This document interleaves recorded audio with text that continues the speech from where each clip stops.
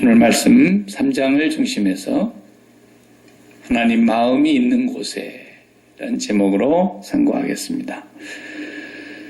요나서는 좀 특이한 내용이에요. 우리에게 주시는 메시지 이전에 먼저는 요나와 하나님과의 관계, 하나님과 요나가 정면으로 이렇게 요나는 하나님을 거스리고 하나님은 요나를 끝까지 밀어붙이고 선지자가 하나님하고 마치 대결하는 구도로 4장까지 계속 나갑니다. 하나님을 어떻게 이기겠어요? 하나님이 져주시니까 그냥 참으시니까 그런 거지. 그런데도 끝까지 하나님에게 대드는 선지자가 요나입니다. 이게 아주 이런 경우를 보고 죽으려고 환장했다 그러죠. 죽어 마땅한 건데 하나님이 요나를 그 온고집을 그 고집불통을 하나님 꺾어 놓으시고야 말죠.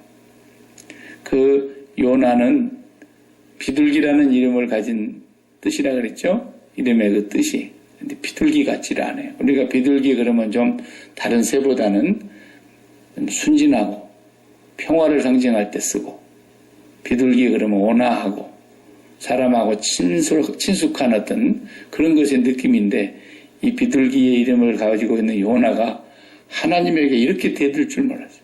얼마나 죽을 각오를 하고 덤비는 사람이죠. 참 하나님이 안 봐주시면 끝나버렸을 건데 하나님 오래 참으시면서 그 선지자를 깨우치시기 위해서, 우리도 요나와 같은 입장에 있어요. 사실은 요나와 크게 다르질 않아요. 그렇기 때문에 이 요나서를 보면서 우리 자신을 다 들여다보게 되는 거예요. 4장까지 막판까지 하여튼 덤비고, 요나가 회개했다더라 그런 말이 없어요. 성경에 보면 하나님 말씀으로 뚝 끊어져요. 요나가 이제 그대로는 할 말이 없었으니까 요나가 그 말을 덧붙일 수가 없는 상황이 됐겠지만, 성경은 하나님 제가 잘못했습니다, 잘못 생각했습니다, 용서해 주시기 바랍니다 이런 말도 없고 그냥 요나서가 딱 끝나요. 다음 주에 보아야 될 4장까지를 보면은 그 요나가 얼마나 하나님 앞에 고집불통이고 하나님을 대적하고 거스리고 그런가를 우리가 알 수 있는데, 요나가 바로 이렇게 합시다. 요나, 이렇게 합시다. 우리 한국말로도 그러네. 요나 때문에 요나가 이 풍랑이 나의 연고인 줄 아노라 그랬잖아요. 내가 바다에 던져져야 여러분 살 것이다. 안 던지려고 애를 써봤지만 결국은 던지고야 말았어. 나 때문에 이 풍랑이 왔습니다. 그런데도 물고기 뱃속에 들어가서 죽었어요. 거의.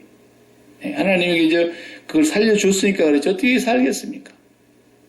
가끔 보면은 토핑 뉴스에 보면은 큰 물고기 뱃속에서 사람이 나오고 그러기도 합니다. 바다에 빠진 사람을 그냥 먹었겠죠. 통째로 삼켜가지고 사람을 그냥 물고기 배를 갈라보니까 아직 소화도 안 된 사람이 나오고 말이에요. 그런 게 있어요, 실제로. 어떻게 살겠어요? 못 살지. 하나님이 그저 죽은 요나를 살리신 것과 흡사 다를 바 없어요. 그러니까 예수님은 요나의 표적을 당신의 삶의 십자가에 죽으시고 부활할 것으로 말씀하시기까지 한 거예요. 그러니까 오늘 본문에도 요나가 분노가 치솟게 되는데요, 감정이 막 폭발을 하는 거예요. 사람한테 딱 그런 것이 아니고 하나님한테 하나님한테 있는 대로 성가를 부리고요. 이렇게 하는 것을 우리가 보게 됩니다.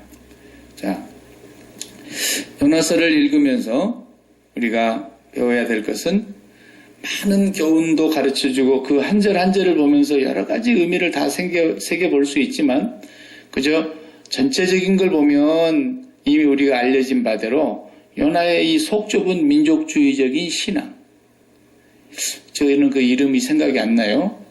누군지는 잘 이제 얼굴을 보면 알겠는데, 우리 고국에서도 무슨 총리로 지명을 했다가 결국은 못하고 중간에 그냥 물러간 사람이 한 사람 있었어요. 요즘 말고 얼마 전에 그 사람이 뭔 얘기를 해가지고 그랬냐면, 하나님이 우리 민족을 일본에 36년 동안 압제를 받게 하신 것은, 그리고 전쟁의 그런 상처와 소용돌이 속에 우리 민족을 몰아넣으신 것은 우리가 범죄하여 하나님의 뜻을 어기고 살았기 때문에 우상숭배를 해서 그런 것이다. 이런 비슷한 얘기를 했다가 막 온 국민이 저런 인간이 국무총리를 하다니 그래가지고 국무총리 자리에 앉아보도 못하고 내려왔잖아요. 박근혜 정부에서 그랬을 거야 아마. 근데 그 사람은 그 신앙 고백이에요. 자기가 백성들 앞에 해야 될 얘기가 아니죠. 그건 교회에서 장로님이니까 그분이 장로님 교회에서 간증할 때 혹시 어느 교회 가서 장로님으로서 신앙 고백적인 어떤 간증을 할 때라면 그 말을 했을 때 혹 거기에 그럴 수도 있겠다. 역사는 하나님이 주관하시니까 그렇게 할 수는 있는 것이지만 국무총리는 종교를 갖고 하는 게 아니잖아요. 그죠? 근데 거기다 대놓고 일본이 우리나라를 압제하게 됐던 것을 합리화해버렸단 말이에요. 그러니까 저건 맹국노밭도 못한 인간이라는 거예요. 모든 순국지사, 애국열사들을 다 개죽음으로 만든 사람이다 이거야. 그래가지고 막 난리 난 거 아닙니까? 그러니까 민족주의적인 시각으로 보면은 요나가 맞는 거예요. 왜 내가 저런 죽어 마땅하고 저주를 받아야 될 니느웨 백성들에게 하나님의 말씀을 가서 전해가지고 저들이 복을 받게 해야 될 이유가 뭐냐 이거예요. 저것들은 개들이요, 이방인이요, 하나님의 약속과는 거리가 먼 백성이니까 가만 놔두면 멸망을 받을 것이고 멸망받아야 마땅하고 죽어야 될 백성이라는 거죠. 그러니까 민족주의 지도자들 김구 선생님, 도산 안창호 선생님, 고당 조만식 장로님, 안중근 의사 다 이런 분들이 민족주의자 아닙니까? 일본을 위해서라면 목숨도 아깝지 않게 버렸던 사람들이고 목숨을 버려서라도 나라의 독립을 위해서 살았던 사람들인데 그 사람들 무덤 앞에 가가지고 우리나라가 36년 동안 큰 압박을 받은 것은 하나님께 범죄해서 그랬습니다. 그러면은 이거 독립투사들은 아무것도 아닌 거예요. 지금 요나의 입장이 그런 거예요. 그러니까 요나야 네가 어떻게 이렇게 옹졸한 생각을 하느냐. 하나님은 악인이 죽는 것도 기뻐하지 않는다 그랬어요. 에스겔서에 보면. 내가 어찌 악인이 죽는 것인들 기뻐하랴 그랬잖아요. 베드로서에도 하나님은 아무도 멸망당하는 걸 원치 아니하시고 모두 다 회개하고 구원에 이르기를 원하신다 그랬다. 하나님의 마음은. 근데 요나는 그 민족주의적인 협소한 옹졸한 마음 때문에 니느웨로 가기를 싫어했던 것이고 니느웨로 가서 복음을 전해가지고 저들이 만약에 하나님 앞에 구원을 받고 그러면 내가 반역자가 된다고 생각한 거예요. 우리나라의 입장에서. 그러니까 그 당시에 요나가 그랬다면 요즘에 일본에 가서 선교하신 선교사님들 참 훌륭하죠. 그죠? 맨날 아베는 나와갖고 못된 소리만 하고 꼭 2차 대전 전범들의 그 잘못을 잘못했다고 하지 않고 신사 가서 참배하고 거기다 시주하고 그러면서 한 번도 잘못했단 말 안 하고 정신대에 끌려갔던 우리의 그 부모님 중에 여성들을 한 번도 사죄하지 않고 어떻게 그럴 수가 있냐. 아니 그러다가도 모자라서 이제 독도도 저들 땅이라 그러고 이렇게 생각할 때 대한민국 사람들이 다 그런 뉴스만 들으면 막 속에서 열이 끌어올라가지고 다음날 뉴스에 혹시 일본이 지진이 안 났을까 막 그래가지고 지진 났으면 좋겠다는 생각으로 막 다들 그러고 있는데 그런 백성들 앞에 가가지고 우리 선교사님들이 예수 믿어야 됩니다. 회개해야 됩니다. 일본 선교사님들은 보기만 해도 존경스러워요. 그렇잖아요? 대한민국 사람들이 다 다른 데는 선교사를 보내도 일본은 보내지 말자 말이에요. 저놈들은 그냥 지진이 빨리 일어나서 아니면 핵발전소가 더 많이 폭파하든지 쓰나미가 와가지고 그냥 지도에서 일본이 없어져 버렸으면 좋겠다. 다 그렇게 생각하는 사람이 누구예요? 요나라면 요나. 요나가 니느웨를 그렇게 생각했던 거예요. 그러니까 내가 왜 거기를 가냐 이거예요. 도망가 버린 거예요. 하나님은 그런데 잡아다가 물고기 속에다 집어넣어가지고 반 죽여가지고 그리고 물고기 속에서 뱃속에서 하나님 앞에 회개하고 잘못했습니다. 그러더니 육지에 갔다가 배에서 이제 이 고기가 토해냈잖아요. 그리고 이제 3장에 간 거예요. 3장의 내용이. 두 번째로 요나에게 다시 말씀이죠. 요나야, 일어나서 저 큰 성읍 니느웨에게 가서 내가 말한 대로 전해. 40일이 지나면 니느웨가 무너지리라. 망한다고 와서 선포해라. 근데 니느웨는 성읍이 조그만 성읍이 아니고 큰 성읍이라 그랬어요. 사람이 한 3일을 돌아야 한 바퀴 정도 도는 성읍이라 해요. 사람 발걸음으로 3일 동안 걸어가면 꽤 많이 갑니다. 성인이 조금 빨리 걸어가면 여기서 한 3일 동안이면 시애틀 도착할걸요? 그러니까 엄청나게 큰 성이에요.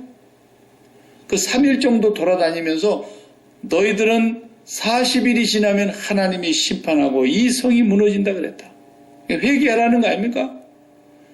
그걸 해야 되는데 오늘 본문에 보면 어떻게 돼요? 사흘 동안 했다 그랬어요? 얼마 동안 했다 그랬어요? 4절에 보여요. 요나가 그 성읍에 들어가서 하루 동안 다니며 외쳐 이르되 40일이 지나면 니느웨가 무너지리라 하였더니 하루만 해서 하루만 이것도 3일을 해야 되는데 3일 정도 돌아다녀야 다 돌아다니면서 외칠 자리인데 하루만 하고 쏙 빠졌어요. 하나님 했어요. 그러고는 쏙 빠졌어요. 그리고는 아예 성 밖으로 높은 데로 올라갔어요. 아마 산봉우리 정도 올라갔겠죠. 저놈의 성이 언제 무너진가 보자. 그리고 이제 기다리고 있는 거 아닙니까? 4장에 보면. 그러니까 가기는 갔지만 어떤 심보로 간 거예요? 망해버려라 이놈들. 응? 다 죽어버려라 이놈들. 다 저주받아서 없어져 버려라 이놈들. 그런 마음으로 간 거지. 에레미야가 자기 민족의 죄를 보면서 눈물의 선지자 에레미야가 자기 동족이 회개하고 돌아오도록 하나님의 말씀을 가서 울면서 선포하고 이사야가 그냥 울면서 선포하고 그냥 자기가 겉옷을 다 벗어버리고 그냥 어깨에다가 무거운 쇠멍에를 해가지고 다니면서 내가 하나님께 들어보니 너희가 회개치 않으면 이렇게 끌려간다더라. 그러면서 자기 동족을 위해서 그렇게 눈물과 애통함으로 복음을 전했는데 요나는 그런 열정과 그들을 향한 그런 애통함과 간절함으로 전한 것도 아니잖아요. 그냥 가서 아이고 어쩔 수 없이 간 거야. 하나님이 죽였다 살리니까 떠밀려서 왔어요. 그런데 죽어버려라, 망해버려라. 그런 심정으로 가서 했어요. 그러니까 박 목사가 설교하면서 우리 교인들 이 설교 제대로 알아듣지 못하고 다 죽어라, 다 멸망이라 그렇게 설교를 한다면 어떻게 되겠어요? 요나는 그랬다니까요. 이 보통 고집이 센 사람이에요. 근데요, 요나의 입장에서 보면은 설교하기 무색해요. 설교하기. 설교학 배우는 거 제가 지금 옛날에 설교학 배울 때 생각해보면 뭐 논리적으로 설교해야 된다. 주제별로 해야 된다. 서론은 어떻게 해야 되며 본론은 어떻게 해야 되며 서론을 만들 때는 어떻게 와 이건 설교하기 뭐 아주 과학적이에요. 과학적. 근데 지금 이제 그 세월이 지나서 설교학 배운 지 한 40년 가깝게 되는 것 같은데 다 소용없더라고요.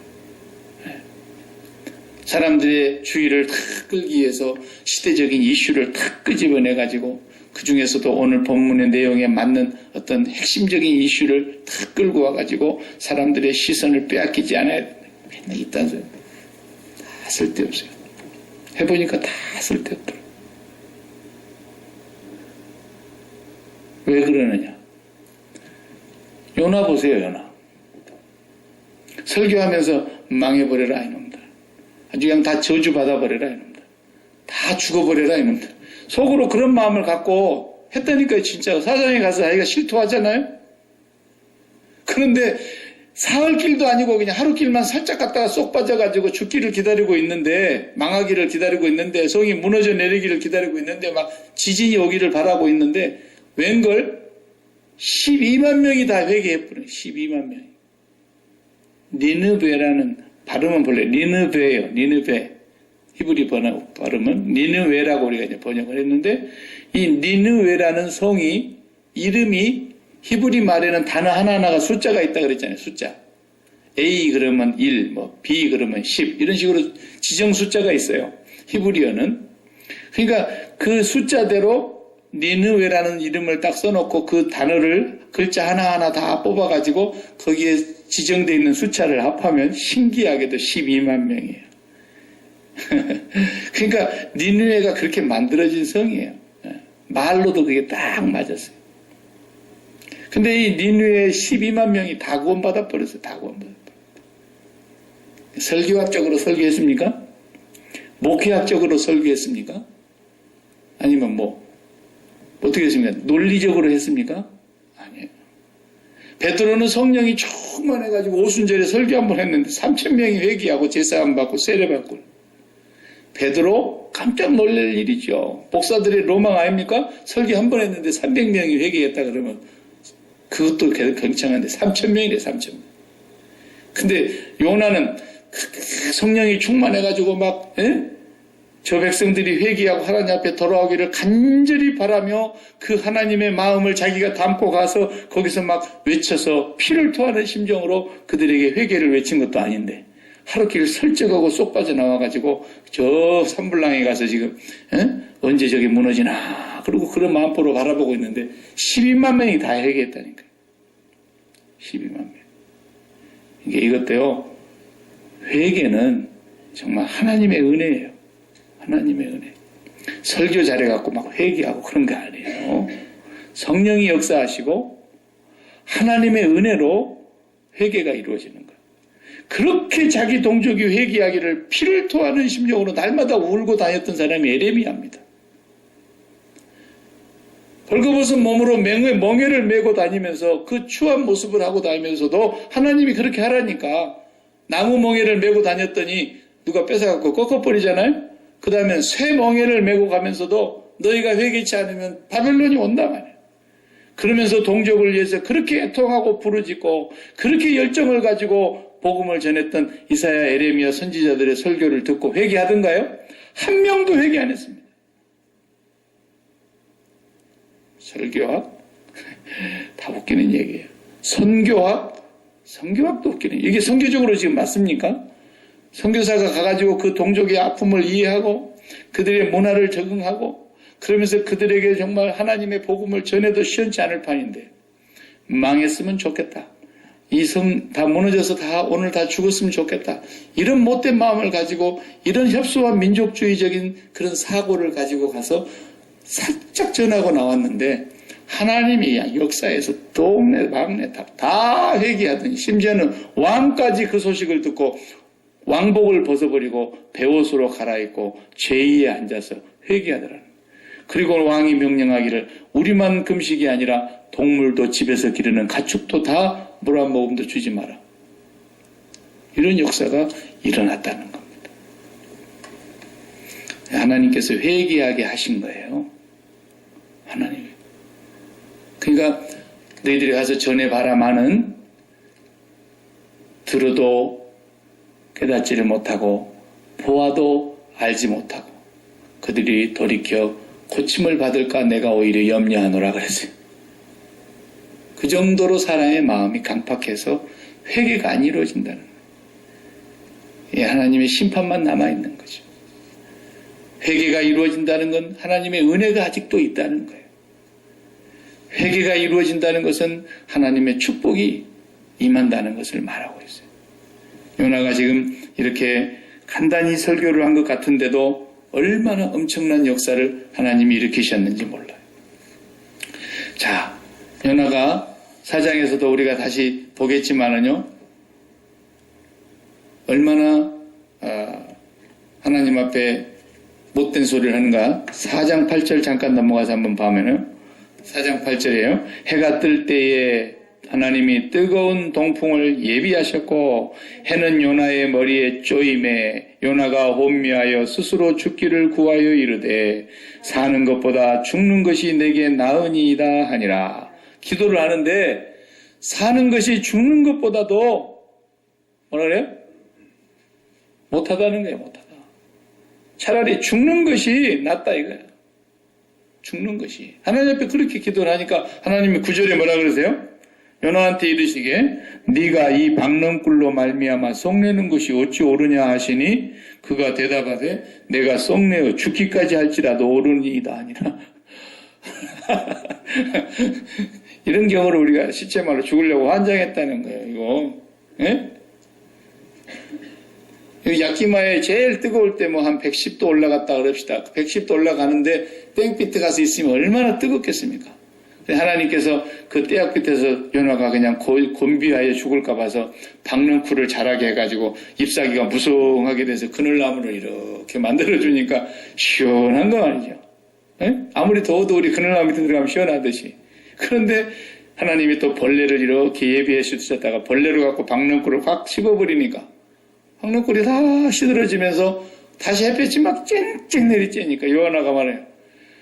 내가 사는 것보다도 죽는 것이 낫겠습니다. 막 그러네. 하나님. 요학은 너 그 박넝쿨 때문에 왜 이렇게 성질내냐? 그러니까 내가 죽더라도 성질내는 것이 옳습니다. 막. 하나님께서 자 진짜 우리 부모님들이 가끔 그렇게 복장 터질 때 있죠. 자식들이 아니 이놈 자식 그냥 다 키워놨더니 이제는 저 혼자 큰 줄 알고 부모한테 따콩따콩 말대동하고 죽여 죽여 그러고 달라드는 자식이 있다 해봅시다. 정말 죽이도 못하고 말이야. 부모한테 그렇게 대들어도 자식 이기는 부모가 없죠. 야곱 같아요. 야곱. 한두 뼈를 부질러 버렸는데도 한두 뼈를 부질러 버리면 사람이 설 수도 없어요.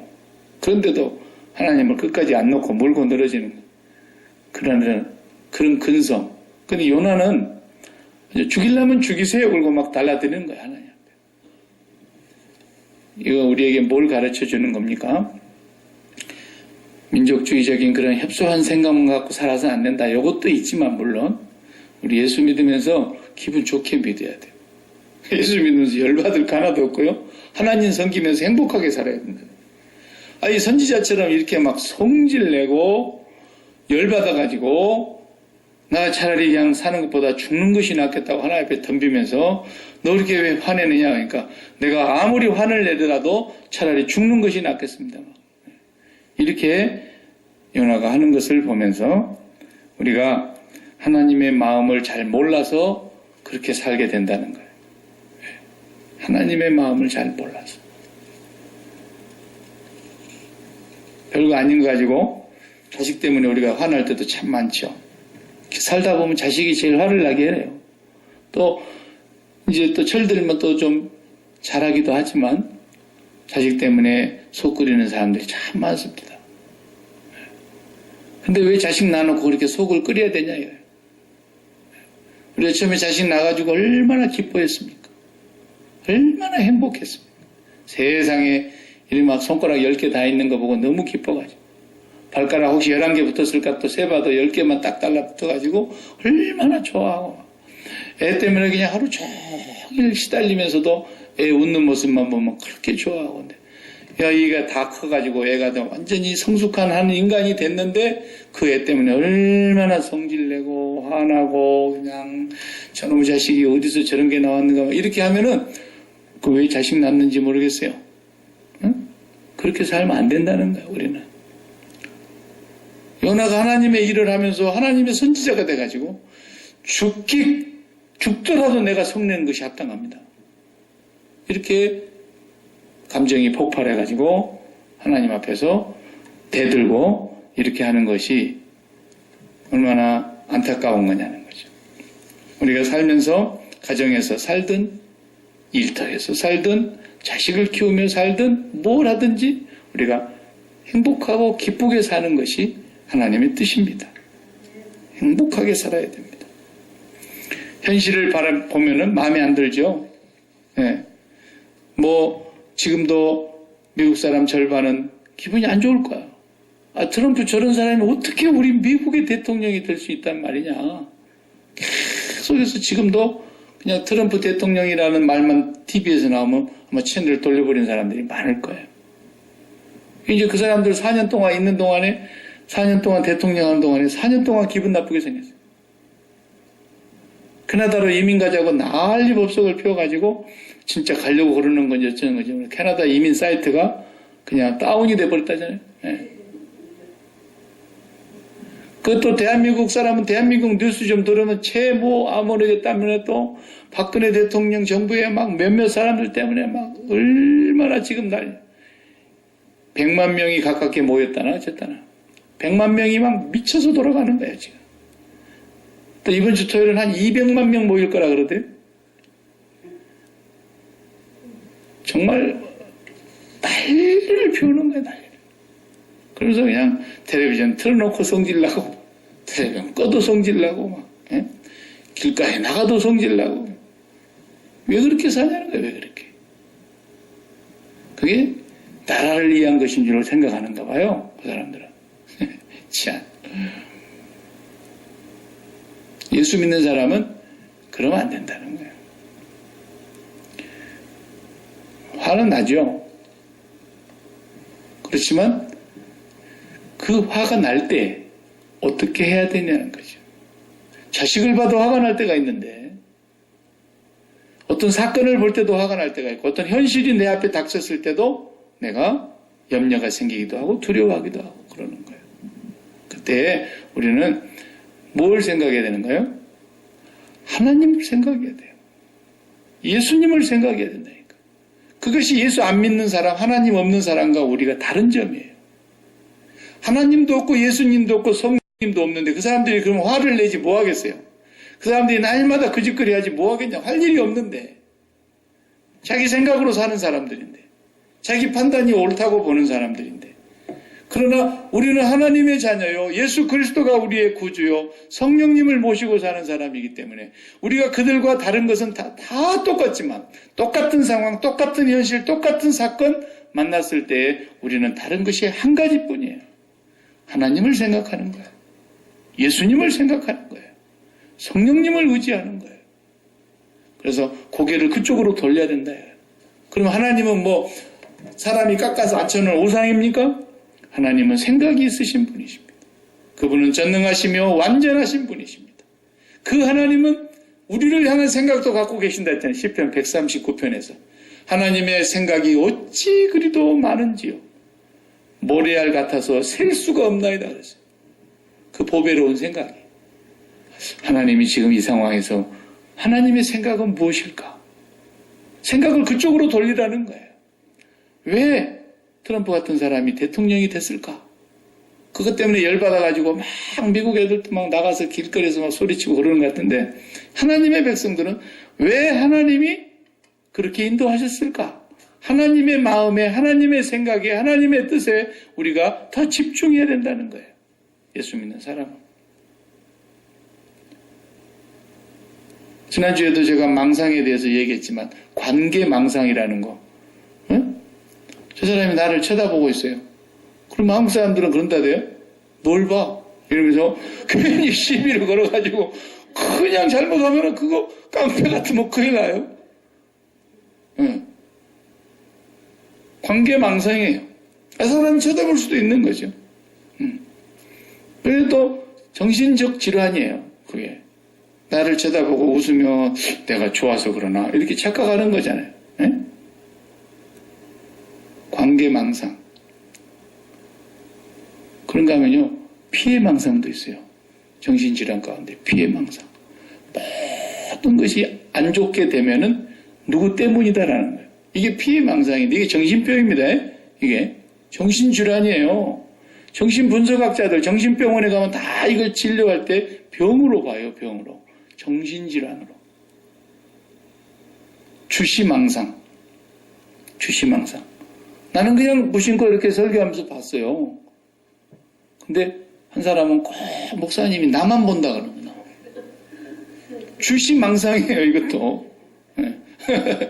추정망상이에요. 추정망상. 왜 나를 계속 따라오냐는 거야. 아니야, 내 볼 일보러 가는 길이야, 지금. 당신 따라가는 거 아니야. 그런데 어떤 사람은 꼭 나 따라오는 줄 알고 계속 가면서 뒤돌아보고 가잖아요. 추정망상이 걸려 있어서 그래요. 과대망상. 다 이게 과학에서는 정신병이라 그래요. 정신병이라고. 근데 신앙에서는 그건 다 정신병은 아니에요. 그게 왜 그러냐.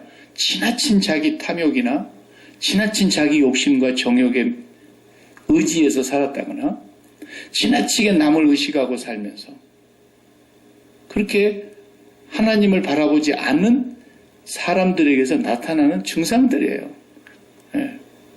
너무너무 지나치게 탐욕과 과욕을 부리고 지나치게 정욕에 취해서 살다가 큰 충격을 받은 사람들, 그런 사람들에게서 나타나는 좀 심한 증상은 그렇게 나타나는 거예요, 본래. 그러나 우리가 누가 추적해와 추적해 오기를 하나님이 우리를 끝까지 보고 계시죠.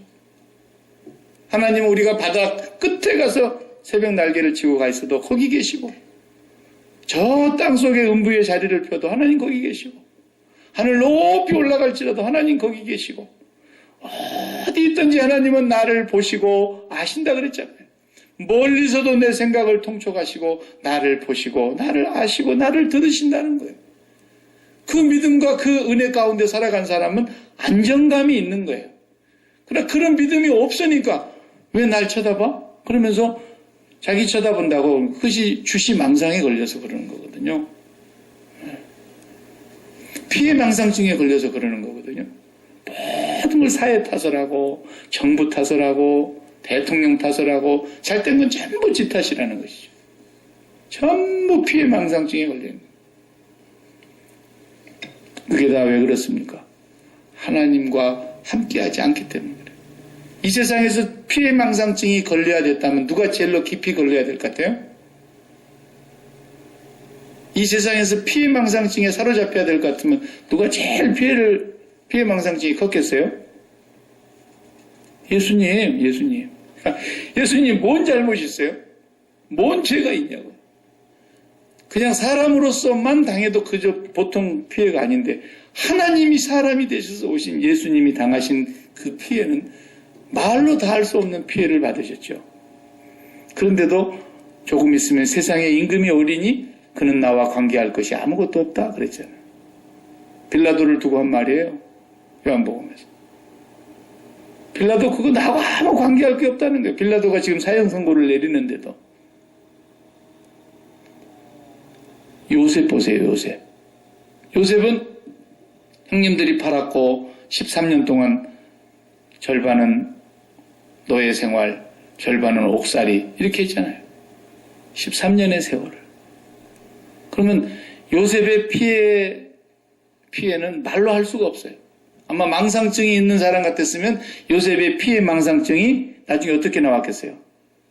총리가 됐을 때, 자기 눈앞에 형제들이 떡 나타났을 때 요셉이 피해 망상증이 큰 사람 같았으면 그 형님들 가만 안 놔두죠. 내가 이제는 얼마나 큰 권세를 가진 사람인데, 그런데도 요셉이 뭐라 그래요? 형님들 나를 팔았다고 한탄하거나 근심하지 마십시오. 형님들이 나를 판 것이 아니라 하나님이 우리 민족을 살리시려고 나를 당신들 앞서서 보내신 것입니다. 그렇죠? 하나님과 함께하게 되면 그런 피해망상이 다 없어지는 거예요.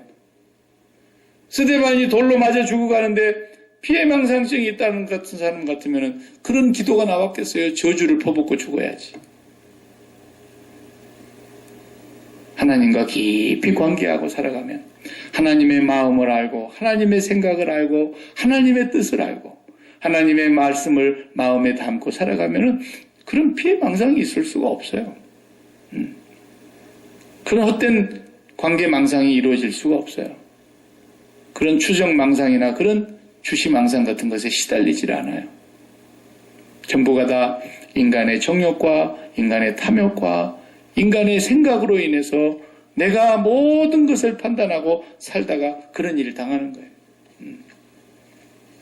그래서 오늘 우리가 이 요나를 보면서 이 세상에서 하나님의 자녀로서 우리가 살면서 하나님의 일도 하게 되고 또 여러 상황을 우리가 만나게 되고 많은 사건을 접하게 되고 우리 앞에 많은 현실들이 늘 변화무쌍하게 일어나는데 그때마다 우리는 하나님을 먼저 생각하는 그런 마음가짐, 항상 주님을 먼저 바라보면서 주님을 깊이 묵상하고 있노라면 하나님의 마음으로 우리를 성령께서 인도해 가시는 거예요.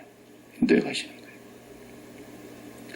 그러니까 그 바리새인 중에도요, 바울의 스승이었던 가말리엘이 있었지 않습니까? 율법학자예요. 요즘으로 말하면 교수란 말이에요. 교수, 율법 교수. 그런데 그 가말리엘 스승은 바울을 지도했던 사람인데 이 사람 예수를 믿은 사람은 아니었어요. 성경에 보면. 그런데 굉장히 지혜로웠어요. 사도행전 5장을 보면은 이제 성령이 충만하여 제자들이 다 나가서 막 복음을 전하는데 너무나 많은 이적과 기적도 일어나면서 자기들이 제수라고 해서 십자가에 못 박았던 예수를 살아계신 하나님의 아들이라고 막 전하니까 율법사들 바리새인들이 견디지를 못하고 이걸 이대로 놔뒀다가는 안 되겠다 싶으니까 제자들을 막 잡아들이지 않습니까? 그때 베드로도 잡혀가고 요한도 잡혀가고 막 그러잖아요. 그래서 사도행전 5장을 보면 잡혀갔어요.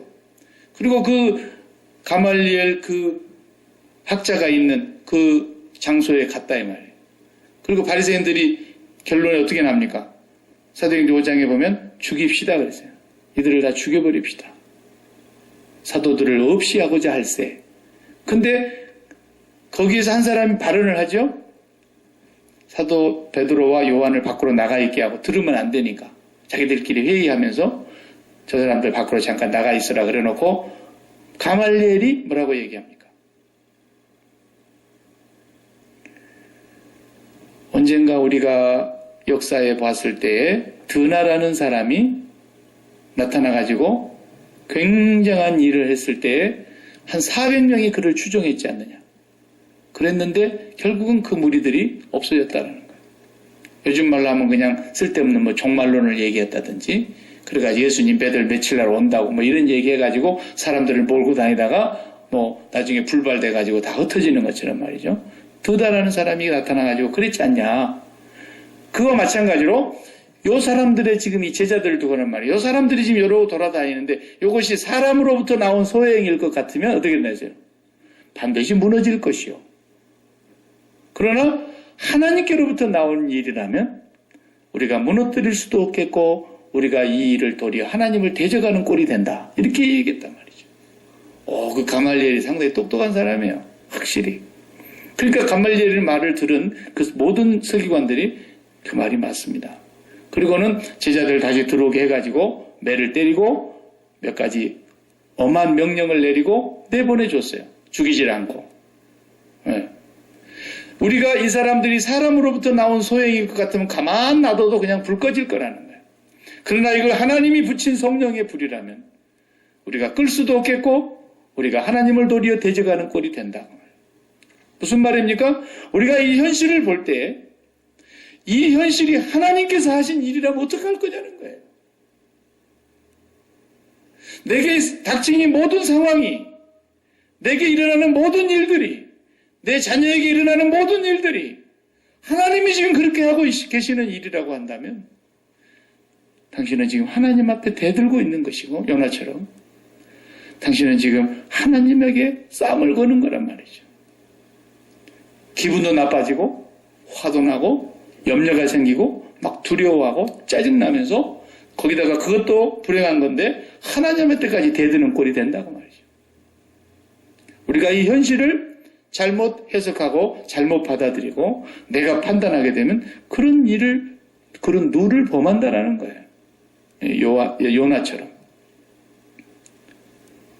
야, 하나님께서 니네 백성을 다 살리려고 하시는 마음이야 지금. 근데 하나님의 마음하고는 전혀 상관없이 다 죽었으면 좋겠어. 그리고 그냥 하루 끄기 살짝 갔다가 얼른 빠져나와가지고 빨리 죽는 것을 지금 보고 싶어갖고 높은 데 올라앉아가지고 지금 기다리고 있는 이 요나의 마음이 하나님께서 그들이 회개하게 하시니까 다 회개하고 다 구원받는 걸 보고는 막 있는 대로 성질이 폭발돼가지고 내가 차라리 성질내고 죽는 것이 낫겠습니다. 죽더라도 내가 합당합니다. 그러면서 하나님 앞에 이렇게 하는 거죠. 야, 요나가 바로 우리 자신일 수 있다라는 거죠. 우리가 살면서 우리가 일어나는 모든 사건들을 바라다 보면서 내가 이 현실이 하나님께서 나에게 주신 현실이라면 하나님이 무슨 생각을 가지고 이렇게 나를 인도하셨을까? 하나님의 뜻이 어디에 있어서 나를 이 일을 만나게 하시고 이 사건을 만나게 하시고 이러한 상황으로 나를 이끌어 가실까? 이걸 우리가 생각할 수 있어야 예수 믿는 사람과 안 믿는 사람이 다른 거예요. 그게 분명한 거죠. 십자가를 바라다 본다는 의미가 바로 그런 뜻인 것입니다.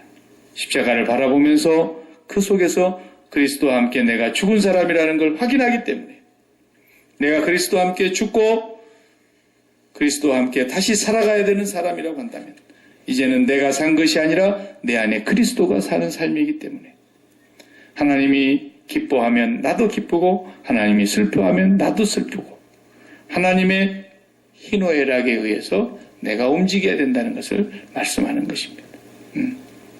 그러니까 예수님이 십자가를 지시려고 이제 골고다를 이렇게 가십니다. 가시는데 평소에 예수님을 따랐던 그 신실했던 여인들이 따라가면서 막 울고 따라갑니다. 막 슬퍼서. 거기 안에는 자기 서름도 있었을 것이고 정말 예수님이 왜 이렇게 고통을 당해야 되느냐. 저 사람은 정말 악한 일을 한 번도 없는데 왜 이렇게 고난의 길을 가고 이제 죽음의 길을 가야 하는가 생각하니까 다 서럽게 울고 따라가는데 예수님께서 뭐라 그래요? 왜 우냐는 거야. 나를 위해서. 쓸데없이 슬퍼하지 말라는 거야. 슬퍼할 일이 전혀 아니라는 거야. 뭐라 그러세요? 너와 네 자식들을 위해서 울어라. 나를 위해 울지 말고. 보십시오. 우리는 예수님에게 동정도 보낼 수 있고 예수님이 죽는다니까 너무 서글퍼서 울 수도 있지만 하나님이 슬퍼하는 것과 우리가 슬퍼하는 건 전혀 내용이 달라요. 하나님의 생각과 우리의 생각이 그렇게 다르단 말이에요. 요나는 너무너무 자기의 생각으로 하나님에게 대들고 하나님의 뜻과는 정반대로 역행하는 길로 가고 선지자이면서도 불구하고 하나님의 말씀을 전해야 되는 선지자까지도 이렇게 하나님 앞에 정면 대결을 하면서 자기 고집을 꺾지 않고 가는 이 모습을 우리는 보게 되는 거거든요. 자, 이제 우리의 인생이 이 세상을 살면서 기분 나쁘게 살아서도 안 되겠고 쓸데없는 것에 우리의 마음을 빼앗기면서 아유 이렇게 사는 것이 차라리 이렇게 살려면 사는 것보다 죽는 것이 낫겠다. 이렇게 말하는 것은 바로 요나의 얘기와 같은 얘기가 되는 것이고 이렇게 하나님이 하시는 데에는 하나님의 무슨 생각이 계신가 보다. 최소한 우리는 거기서 출발해야 되는 것입니다. 하나님의 생각이 계신가 보다. 하나님의 뜻이 반드시 거기에는 있을 거야. 하나님의 섭리는 절대로 실패하지 않으시는 분이니까 하나님의 온전하신 섭리와 뜻을 이루시게 될 거야. 이거 우리가 믿어야 되는 거죠. 미국도 마찬가지고 국가적으로 대한민국도 마찬가지고 오늘 우리 개인의 삶과 개인이 만난 환경과 상황과 사건도 다 마찬가지입니다. 하나님의 생각이 있습니다. 하나님의 마음이 있습니다. 우리가 찬양가 방금 전에 부를 때 아버지 당신의 마음이 있는 곳에 나의 마음이 있기를 원합니다. 하나님의 마음이 어디에 있을까? 그것을 우리가 알기 위해서 기도하는 것이고 성령을 의지하여 기도할 때 성령은 하나님의 깊은 것이라도 통달하시는 영이라 그랬기 때문에 그 성령이 우리 안에서 하나님의 마음을 알게 해주시고 하나님의 생각과 뜻을 깨달아갈 수 있게 해주실 것입니다. 기도하십시다.